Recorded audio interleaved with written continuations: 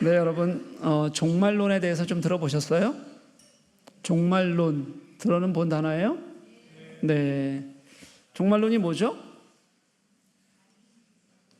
뭐예요? 간단히 얘기하면 이 세상이 끝난다는 거죠. 마지막에 온다는 거예요. 여러분들은 이 세상의 종말이 어떨 거라고 생각하십니까? 어떨 것 같아요? 뭐라고요? 무서울 것 같아요. 네. 성경이 종말이 어떤지를 말씀하고 있기는 하죠. 하지만 성경이 말씀하고 있는 게 우리가 살고 있는 물리적 환경과 그리고 하나님이 묵시로 말씀하시는 이 예언의 간극이 굉장히 커요. 그래서 분명히 우리의 경험을 넘어서는, 우리의 물리적 어떤 환경을 넘어서는 사건일 테니 정확하게 알기는 어렵습니다. 그런데도 종말에 대해서 무리하게 해석하려는 시도들이 늘 있었어요. 이런 류의 대부분은 아주 잘못된 신앙으로 빠져들기 쉽상이었습니다. 그 중에서 우리가 잘 알고 있는 시한부 종말론이라는 게 있습니다. 이것도 한번 들어봤어요? 시한부 종말론 못 들어봤어요? 수많은 시한부 종말론자들이 있는데 뭐 하는 사람이냐면 날짜를 정해놓고 예수님의 재림을 주장하는 사람들이에요. 그런데 지금까지 그렇게 정해놓고 재림을 주장했지만 예수님이 오시지는 않았습니다. 그 중에서 우리가 잘 알고 있는 시한부 종말론이 하나 있는데 그게 뭐냐면 다미성교회라고 굉장히 유명해요. 여러분 여기는 그때 태어나지 않은 사람들도 굉장히 많을 겁니다. 언제냐면 1992년에 있었던 일이에요. 10월 28일에 주님께서 온다고 날짜를 특정해 놓고 많은 사람들을 혼란에 빠지게 했던 사건입니다. 얼만큼 이게 유명했냐면 9시 뉴스에 아예 다미성교회를 뭐 했냐면 약 한 45분 정도를 아예 생방송으로 보여줬어요. 메인 뉴스에서. 얼마나 큰 일이었는지 아시겠죠? 우리 한국 사람들 중에서 약 한 10여만 명 정도가 이 시한부 종말론 다미성교회에 빠져서 영향을 받았다, 그렇게 알려져 있습니다. 뭐 그 이후에도 시한부 종말론은 늘 끊임없이 생기고 또 사라지기를 반복했습니다. 그런 시한부 종말론이 아니더라도 종말에 대한 이야기는 사실은 많은 문제들, 이단 시비들을 지금도 계속 낳고 있는 것이 사실이죠. 그러다 보니까 아예 종말론 자체를 금기시하는 분위기도 있습니다. 잘 알지 못하는 영역임이 분명한데다가 계속해서 이런 이단 시비들이 생기니까 교회에서 아예 다루지 않으려는 경향들을 가지고 있는 거죠. 게다가 여러분 종말이라는 단어, 집사님 아까 뭐라 그랬어요? 무섭다 그랬잖아요. 그렇죠? 누구에게나 이 단어는 부정적인 이미지를, 신자들도 이 단어에는 부정적인 이미지를 갖고 있는 사람들이 많아요. 그렇다 보니까 은혜와 축복만 말하면 되지 굳이 종말에 대해서 설명하지 않는 것이 그게 교회가 하는 이런 설교든 가르침이 되어버렸어요. 그래서 들을 기회가 거의 없는 거죠. 우리 교회에서는 많이 했어요 혹시? 종말에 대한 이야기요? 우리도 거의 다루지 못했죠. 제가 피해간 것은 아닙니다. 이 종말에 대한 본문 구절이 그렇게 많지 않습니다. 여러분 종말에 대해서 많이 못 듣는 분들은 토요기도회를 안 나오시는 분들이에요. 지금 제가 계속해서 토요기도회 때 선지서를 하는데 거긴 종말에 대한 이야기들이 정말 많아요. 여러분 제가 늘 강조합니다. 성경 공부할 때 제가 가장 강조하는 것 중에 하나가 뭐냐면 우리가 이 종말을 어떻게 이해하고 어떻게 살아야 할지에 대해서 굉장히 저는 강조해요. 성경 공부 때는. 왜냐하면 성경을 전체를 1년에 보니까요 안 할 수가 없어요. 그래서 계속 합니다. 여러분들 제 얘기에서 그걸 못 들은 분들은 토요기도에 안 나오시는 분, 또 뭐 안 들으시는 분? 바이블 코드 안 들으시는 분. 뭐 하여튼 나는 게으르다 생각하면 돼요. 어디에 게을러요? 말씀에 게으르고 기도하는 일에 게으르다. 그러면 그런 얘기를 못 듣는 거죠. 네. 저는 오늘 이 종말을 우리가 어떻게 이해해야 할지, 그리고 또 우리의 삶에 어떻게 적용하며 살아야 할지에 대해서 한번 같이 말씀을 나누어 봤으면 좋겠습니다. 오늘 본문은 두 단락으로 나뉘어져 있습니다. 24절부터 27절 말씀까지는 예수님의 재림과 종말을 설명해요. 그때 어떤 일이 있는지를 설명하고요. 그리고 28절 이후의 말씀은 그 종말의 때는 아무도 알 수가 없는 것이다라는 것을 몇 가지 비유를 가지고 설명해 주고 있습니다. 26절의 재림에 관한 말씀은 예수님께서 다니엘서에 있는 말씀을 그대로 가져다가 차용한 것으로 보입니다. 다니엘서 7장 말씀을 보면 인자가 구름을 타고 온다는 장면이 있어요. 그 중에서 7장 13절 14절 상반절 말씀은 이렇게 얘기합니다. 내가 또 밤 환상 중에 보니 인자 같은 이가 하늘 구름을 타고 와서 옛적부터 항상 계신 이에게 나아가 그 앞으로 인도되매 그에게 권세와 영광과 나라를 주고 모든 백성과 나라들과 다른 언어로 말하는 모든 자들이 그를 섬기게 하였다. 이렇게 말씀하죠. 오늘 본문과 길이는 다르지만 내용은 어때요? 동일한 내용을 가지고 있습니다. 이 예수 그리스도의 권능, 인자의 권능에 대해서 오늘 본문은 어떻게 또 설명을 하냐면 24절, 25절 말씀을 보면 이렇게 설명해요. 해와 달도 빛을 잃고 별도 땅에 떨어지며 하늘의 권능도 흔들리는 정도라고 말하는 거죠. 우리가 아는 물리적인 모든 권능을 무릎 꿇게 하시는 더 크고 놀라운 권능을 가지신 분이라는 것을 상징적으로 표현하는 거예요. 26절 말씀을 보면 다니엘서에 나왔던 묵시처럼 그때의 인자가 모든 것을 넘으시는 큰 권능으로 구름을 타고 오신다고 말씀하고 있고요. 그리고 그분의 그 권능은 천사들을 동원해서 모든 땅에서 당신의 택한 자들을 모아주신다, 이렇게 설명하고 있어요. 당연히 그 나라는 이제는 영원히 멸망하지 않는 그런 나라가 될 것이다 라고 그렇게 가르치고 있습니다. 이제 이 말씀만 보면 분명히 알 수 있는 게 있습니다. 뭐냐면 마지막 종말 때의 예수님의 재림은 세상의 모든 것들을, 모든 권세를 이기는 가장 큰 능력으로 주님께서는 오신다는 거예요. 여러분 믿으십니까? 안 믿어요? 다시 한번 물을게요. 여러분 믿으십니까? 예, 가장 큰 권능으로 오신다는 거예요. 그리고 우리 신자들에게는 뭐라고 약속해 주셨냐면 오늘 말씀을 보니까 그 재림에 참여하게 된다, 이렇게 말씀해 주고 있는 거예요. 다시 말해서 여러분, 이 종말이라는 게 우리 신자들에게는 하나님의 영광과 능력의 통치를 함께 하는 사람들, 그들이 누구라는 거예요? 신자들이라고 그렇게 가르쳐주고 있다는 거예요. 그러니 신자는 그 마지막 때를 당연히 하나님의 그 놀라운 통치와 그 능력을 함께하니 소망해야 하지 않겠습니까? 종말을 소망으로 여기는 사람들이 신자여야 한다는 겁니다. 왜냐하면 나를 위해서 죽기까지 하신 그 그리스도께서 이 세상 모든 것을 넘으시는 하나님의 권능으로 통치하시는데, 나를 위해 죽기까지 하신 그분이 그 권능이 나에게 좋은 일로 나타나겠어요? 나쁜 일로 나타나겠어요? 당연히 좋은 일로 나타나죠. 이게 성경이 우리들에게 말하는 종말이에요, 여러분. 여러분, 성경은 우리가 이 땅을 살아가는 걸 뭐라고 표현하냐면 나그네의 삶, 이렇게 표현해요. 나그네라는 것은 여러분 무슨 뜻이냐면 내가 지금 있는 곳이 안식처가 아니고 떠도는 중이라는 뜻입니다. 성경은 우리들이 이곳을 사는 것을 그렇게 표현해요. 여러분 여행 좋아합니까? 예, 그만 좋아했으면 좋겠어요. 진심이에요, 여러분. 뭔 여행을 그렇게 많이 다니는지 때마다 시마다 다녀요. 이때 때와 시는 뭐예요? 언제예요? 뭐 크리스마스 때만이 아니라 모든 명절과 모든 휴일. 그게 다 어디가 뭐가 끼어 있어요?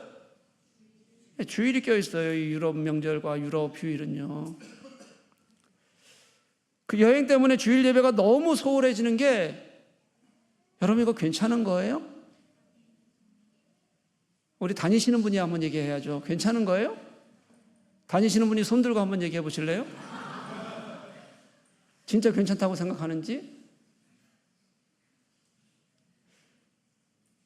가끔 갈 수 있죠. 하지만 여러분 너무 당연하게 여기고 습관적으로 가고 그거 안 돼요. 안 됩니다. 그래, 여행을 가더라도 주일에는 여행지에서 교회를 찾아서 예배해야 해요, 여러분. 안 그러면 금방 예배를 소홀히 하게 된다니까요, 우리는요. 그리고 그냥 예배 드리는 게 그냥 형식적이 돼버릴 수밖에 없어요. 저 그러지 말았으면 좋겠어요, 진심으로요. 다시 여행으로 돌아가서 가긴 갑시다. 우리가 여행을 가봅시다 한번. 여행 가는 거 좋잖아요, 그렇죠? 네, 그냥 좋아요. 하여튼 뭐 경치도 좋고 문화를 경험하는 것도 좋고 먹는 거 좋아하는 사람들은 그곳에 가서 그곳의 특별한 것들, 라오스에 가면 뭘 먹어야 돼요, 여러분? 쌀국수를 먹어야죠. 몇 번 먹어야 돼요? 우리가 몇 번, 3번, 4번은 먹어요, 가 있는 동안에. 여러분 얼마나 좋아요, 먹고 또 문화도 즐기고. 근데 여러분 아무리 좋아도 얼마나 오래 할 수 있겠습니까? 그거를 짧은 시간이니까 좋은 거예요. 그래서 그렇게 좋은 여행지를 가서 야 좋다 그러다가도 다시 프랑크푸르트로 돌아오기 시작하다 그럼 피곤해지기 시작하죠, 그렇죠? 그리고 프랑크푸르트로 이렇게 오다가 이제 남쪽에서 올라오는 사람들은 마지막 휴게소 무슨 그라펜하우스인가 뭐 그렇죠, 잘 몰라요. 아니면 뭐 공항이 보이기 시작하면 와 마음에 안도가 생기고, 북쪽에서 내려오는 사람들은 보스만 보여도 그렇죠, 막 마음에 안도가 생기잖아요. 그리고 집에 딱 들어가면 무슨 말을 해요? 야 집이 제일 좋아, 집이 제일 편해, 이런 생각 다 들잖아요, 여러분. 이런 편안함은 거기에 뭔가 좋은 것이 있어서가 아니라 사실은 내가 이곳이 나의 안식처라는, 나의 본향이라는 느낌이 있기 때문에 그런 거잖아요. 그런데 성경은 우리가 사는 이곳이 안식처가 아니라고 말해요. 우리가 진정한 본향은 따로 가지고 있다고 말합니다. 그래서 우리는 나그네 삶이라고 그렇게 표현합니다. 게다가 이 땅 안에서는 살아가는 누구라도 다 어려움과 아픔들이 있어요, 여러분. 멀쩡해 보이는 사람들도 그 속을 들여다보면 다 아픔이 있어요. 속이 문드러지는 때를 사실은 누구나 매번은 아니더라도 경험하고 살아가요. 저도 마찬가지죠, 여러분. 저는 어떨 것 같아요? 속이 문드러지는 때가 있겠어요, 없겠어요? 누구 때문에요? 저도 속이 아닌 시간을 꽤 많이 지나게 돼요, 여러분. 내가 아무것도 할 수 없어서 기도밖에 할 수 없는 시간을 여러분들 모르게 말 안 하고 그냥 지난다고요. 그리고 그때마다 생각하는 겁니다. 정말 하나님의 위로가 없이는 우리는 살아갈 수 없는 존재들이구나. 정말 하나님의 통치가 없는 곳은 우리들에게 이런 고통과 어려움이 있을 수밖에 없구나. 그리고 느끼고 깨달으면서 하나님 신뢰하는 법을 그래서 더 배우기도 하고 알아가기도 하는 거예요. 그 하나님 나라는 하나님을 아는 사람만이, 하나님의 사랑을 진실하게 깨달아 누리는 사람만이 그 하나님을 기뻐하는 사람이어야 소망하게 되는 겁니다. 하나님 나라를 소망한다는 얘기는 그 하나님을 지금 사랑하고 있다는 뜻이기도 한다는 거예요. 때로는 이 땅 안에서의 삶이 너무 힘들어도 아프고 고통스러워도 그래도 하나님 때문에 내가 오늘을 살아가는 삶을 기대하면서 살아가게 되는 겁니다. 그래서 신자는 종말마저도 소망하게 되는 거예요. 끝이라는데도 그게 소망이 되는 거예요. 기다려지는 거죠. 그게 하나님과의 가장 아름다운 동행임을 알기 때문에 우리에게는 그런 소망이 있는 거예요. 그래서 여러분 종말은요, 우리에게는 사실은 그리스도인들이 가장 소중하게 기다리는 마지막 남은 예언이 종말이라야 해요. 그게 종말이에요, 여러분. 이제 우리들에게 마지막 남은 소망, 이게 성경은 우리들에게 종말이라고 가르쳐주고 있다고요. 그런데 여러분 이 종말이 우리에게 언제 오게 될까요? 언제 올 것 같아요? 앞서 말씀을 나눈 대로 어떤 사람들은 날짜를 정해놓고 기다렸어요. 근데 오지 않으셨어요. 그렇게 오지 않으셨던 게 몇 년이 지났어요? 2000년이 지났어요. 2000년이 지나니까 이제는 예수께서 아예 오시지 않을 것처럼 생각하고 살아가는 사람들이, 우리 신자들이 너무 많아요. 아예 오시지 않을 것처럼. 신자들이 예수님의 재림을 믿어요, 안 믿어요, 여러분? 믿죠, 믿기는. 그렇지만 또 한편으로 우리 생각에는 내가 살아있는 동안 재림이 없을 것이라고 그렇게 또 믿는 것 같아요. 또 내 자녀 세대에는 좀 없었으면 좋겠다는 생각을 갖고 살아가는 것 같아요. 그러니까 악착같이 이 땅에서의 삶에 매달리는 겁니다. 우리 자녀들에게까지 얘들이 있을 동안은 얘들은 잘 살아야 돼, 거기에 악착같이 매달리는 거예요. 신자들도 세상에 살다 보니 세상의 기준을 따르죠. 그리고 나 살아있는 동안 누리면서 살려고 애를 쓰는 겁니다. 그렇게 매달리다 보니 종말은 없는 것 같고, 종말이라는 말 자체가 현실적으로 내게는 와닿지 않는 말이 되어져 버렸습니다. 그런데 오늘 말씀은 그렇게 살아서는 안 된다고 우리들에게 가르치는 거예요, 여러분. 우리가 진짜 예수님의 재림을 하나님의 완전한 통치를 소망해야 한다고 그렇게 가르치는 겁니다. 그리고 그 소망이 지금 내가 살아가고 있는 이 땅 안에서 내 삶의 현장에서 드러나야 한다고 그렇게 가르치고 있는 겁니다. 한번 보십시오. 28절 말씀에 무화과 나무의 비유가 나와요. 이 무화과 나무가 가지가 연하여지고 잎사귀를 내면 곧 여름이 온다 그래요. 여러분, 자연을 보면서 우리가 계절을 또 시간을 알 수 있는 일들이 많잖아요. 그렇죠? 그렇게 알 수 있어요, 여러분.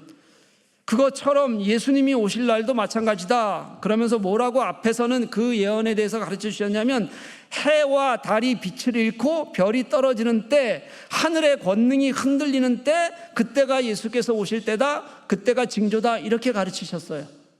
근데 여러분, 이게 징조 맞아요? 맞습니까? 그런 현상 생각해 보십시오. 떨어진다는 얘기는 빛을 다 잃는다는 뜻이겠죠? 질서가 사라진다는 뜻일 거예요? 그렇죠? 해와 달의 질서가 사라지고 빛을 잃어요. 그럼 이건 징조가 아니죠. 이미 뭐가 시작된 거예요? 종말이 시작된 거고 종말을 겪는 거죠. 그건 징조가 될 수가 없어요, 여러분.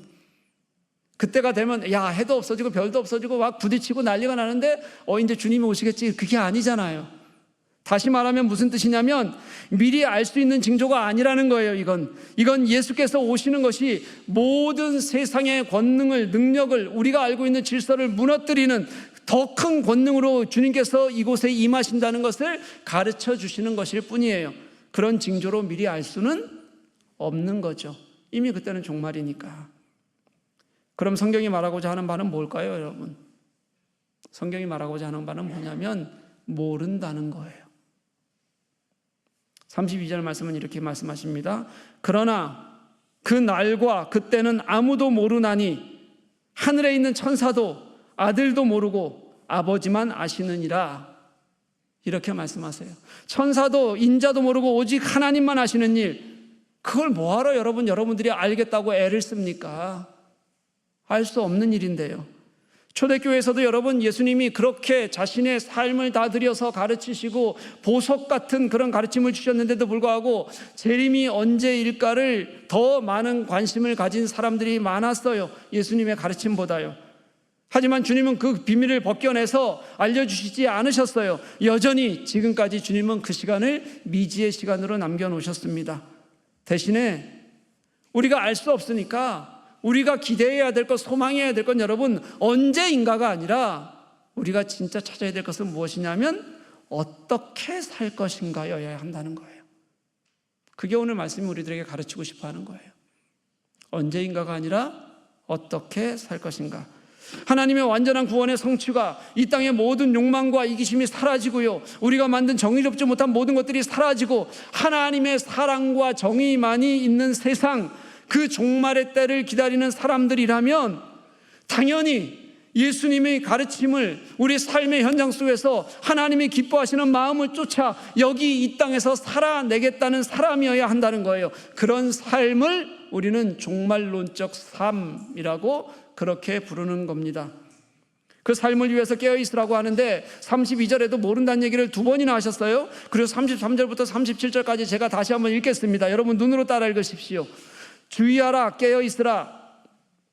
깨어있으라. 그때가 언제인지 알지 못함이라.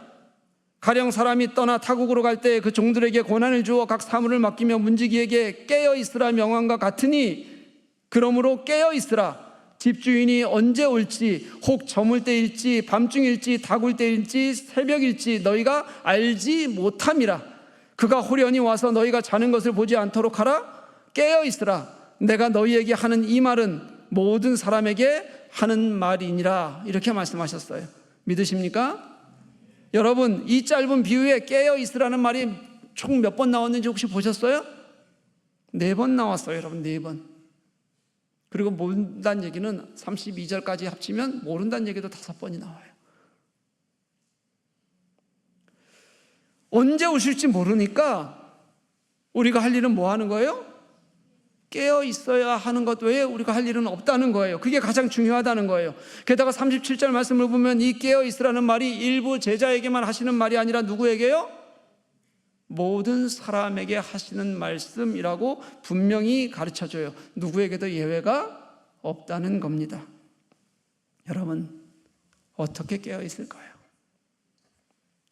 하나님을 기다리는 마음이 있어야 합니다. 우리는 나그네로 이 땅을 살아가고 있으니 이 땅에 소망을 가진 사람들이 아니라 주님을 기다리고 소망하는 것, 그렇게 살아가는 것이 우리의 마음이어야 한다는 거예요. 그러니 나는 지금 이 땅에 다리를 딛고 살아가는 사람들이지만 하나님 나라를 사는 것이 분명하잖아요. 이 땅에서 내가 하나님 나라를 살겠다고 의지하며, 당신을 의지하며 살겠다고 고백하는 겁니다. 그리고 당신이 이 땅에 진짜 오실 때가 되면 내 모습 속에서 당신을 기뻐하는 사람이라는 것을 내가 분명하게 당신을 바라보며 할 수 있는 것, 이게 깨어있는 삶이라고 성경은 우리들에게 늘 가르쳐주고 계시는 겁니다.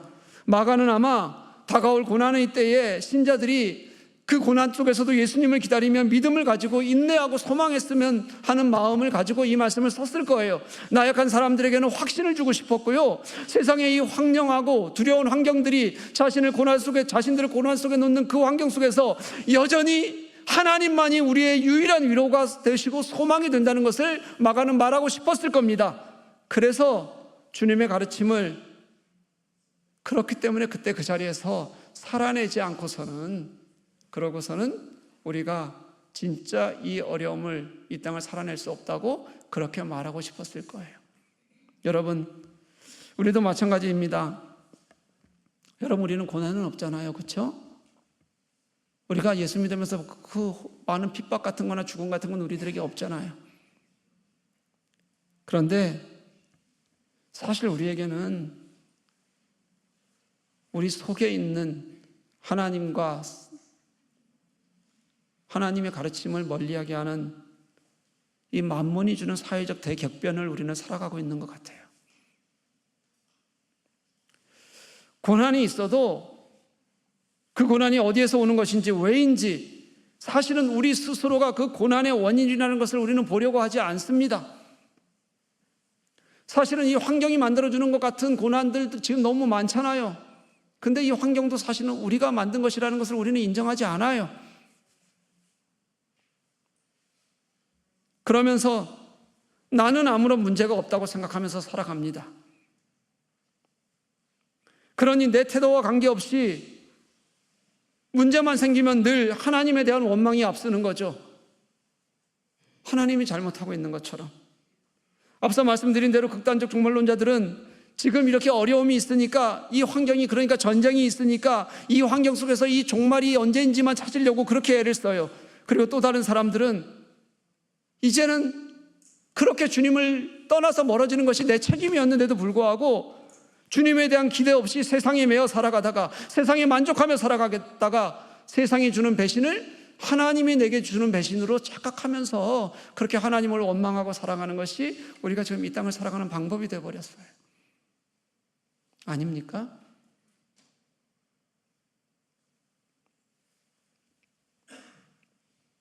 저는 오늘 말씀이 이런 우리들의 마음에 경고하고 계시는 하나님의 말씀으로 들려요. 모른다, 천사도 모른다, 심지어 인자까지도 모른다. 그러니 우리가 찾아야 될 것은 언제인지가 아니라, 그래서 주님이 오실 것인지 오실지 않을 것인지, 그래서 안 왔으면 좋겠는 삶을 그냥 살아가는 것이 아니라, 내가 찾아야 되는 것은 이제 본질은 십자가라는 거예요. 지금 여기에서 두 가지만 정확하게 유의한 분명한 진리예요. 뭐냐면 하나는 주님께서 오신다는 거고요, 또 하나는 언제라도 오실 수 있다는 거예요. 여러분, 이 두 가지만이 종말에 대한 유의한 진리라고 말씀하고 계시는 거예요. 그러니 우리가 할 일은 주님은 오실 테고 언제 오실지 모르니 깨어 있어야 하는 것.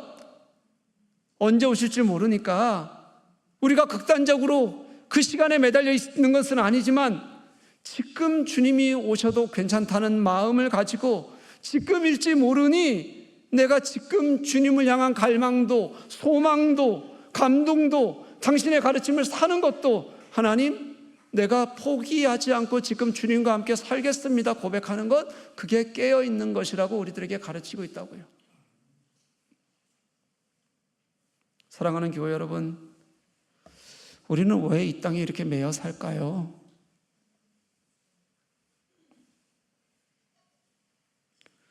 우리는 왜 이 땅으로부터 오는 이 세상의 고통들을 당하며 살아야 할까요?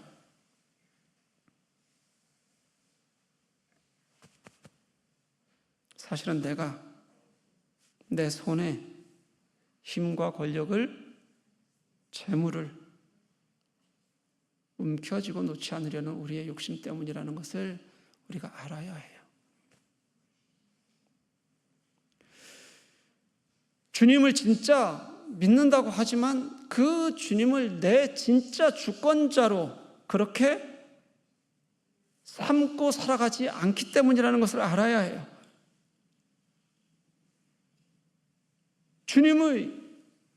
주님께서 모든 것을 이기는 능력을 가지고 이 땅에 오셨고 그 능력으로 우리와 함께 하신다는 것을 믿지 않는 우리의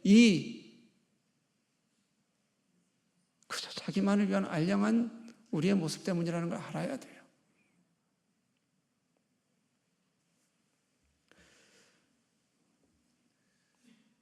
제가 뉴욕 맨하탄 얘기 2번이나 했었는데 거긴 정말 입만 열면 돈 얘기예요, 진짜. 돈을 위해서 모든 시간을 쏟아붓는 사람들이 거기 다 모여 있는 것 같았어요. 근데 그들이 예수도 믿어요.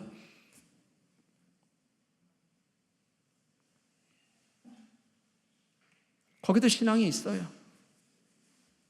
많은 사람이 돈이라는 권력과 하나님 신앙 안에서 줄타기를 하는 것처럼 보였어요. 근데 사실은 줄타기를 하는 것 같지만 몸은 현저하게 어디에 가 있어요? 돈에 가 있는 거죠. 그들의 시간도 마음도. 뉴욕은 교회들이 아무런 프로그램들이 없대요. 거의 대부분이. 왜냐하면 시간이 없어서 참여하지는 못한다는 거예요. 여러분, 그게 아니라는 거예요. 예수님의 다시 오심은 우리에게 이 땅에 소망을 두지 말라는 그런 선언이고 그런 명령이에요. 내가 다시 오시겠다고 말씀하셨을 때 그 명령은 너희들이 살고 있는 그 땅은 소망을 둬야 될 곳이 아니야. 그 땅 자체가 소망이 아니라는 것을 우리들에게 가르쳐 주시는 거였어요. 하나님께 소망을 두라는 명령이었어요. 나의 하나님을 간절히 소망하는 것이 종말론적 삶이라고, 그리고 그 하나님의 말씀과 통치를 이 땅 안에서 기뻐하며 살아가야 그게 종말론적 삶이라고요. 주께서 다시 오실 그날을 우리가 없는 것처럼 여기는 것이 아니라 기뻐하면서 그날을 내가 오늘이라도 맞을 수 있는 태도가 그게 종말론적 삶이라고 그렇게 우리들에게 가르쳐주고 있는 거예요. 이 종말론적 삶이 없이 우리가 진짜 그리스도인으로 이 땅을 승리하며 살아갈 수 있을까? 아니라는 거예요, 여러분. 종말론적 삶은 영적으로 하나님 나라를 다시 세우겠다는 우리의 진실한 고백이어야 하고요, 실제적으로는 이미 이 땅에 당신의 자녀들이 살아나는, 그렇게 주님의 이름으로 살아내는 삶이어야 한다. 이 땅에 하나님 나라가 세워져야 한다는 것을 우리들에게 가르쳐주고 있는 하나님의 말씀입니다. 그러니 종말론적 삶은 이미 우리 이곳에서 역사하는 하나님의 능력이어야 합니다. 사랑하는 교회 여러분, 저는 우리가 점점 더 하나님으로부터 멀어지고 하나님은 소외시키면서 하나님께 예배하는 것은 점점 더 멀어지면서 세상과 더 가까워지는 것이 아무렇지도 않게 괜찮아지는 것이 전 두려워요, 진짜. 우리가 함께 예배드리던 사람들이 수백만 명씩 같이, 전도는 둘째치고요, 수백만 명씩 이제 교회를 떠나서 그들이 예수를 아예 믿지 않는데도 아무렇지도 않은 것처럼, 괜찮은 것처럼 살아가고 있는 우리가 저는 진짜 두려워요, 여러분.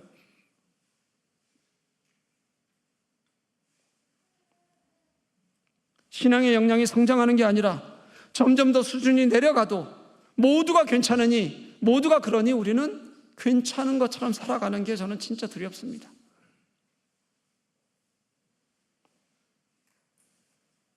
그러다 보니 이제 종말 신앙이라는 것도, 주님이 오신다는 것도, 우리가 기다려야 된다는 것도, 교회에서 아예 사라져가는 것도 저는 두렵습니다.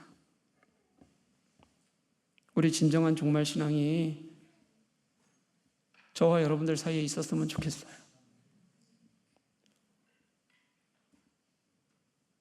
이 땅을 살아가는데 주님이 나의 도구가 되는 것이 아니라 우리를 사랑하셔서 우리에게 영원한 생명과 안식처를 주실 그 주님이 우리의 능력이고 주권자 되셨다는 것을 진짜 믿고 그분을 진짜 신뢰하며 오늘을 살아가는 삶, 그게 우리들에게 오늘 말씀하시는 종말론적 삶이기 때문에 그렇습니다. 내가 오늘 먼저 믿는 자로서 주님을 갈망하겠습니다. 소망하겠습니다. 주님 이루실 나라를 기뻐하며 살아가는 저와 여러분 될 수 있기를 주님의 이름으로 간절히 축복합니다. 우리 함께 찬양했으면 좋겠어요.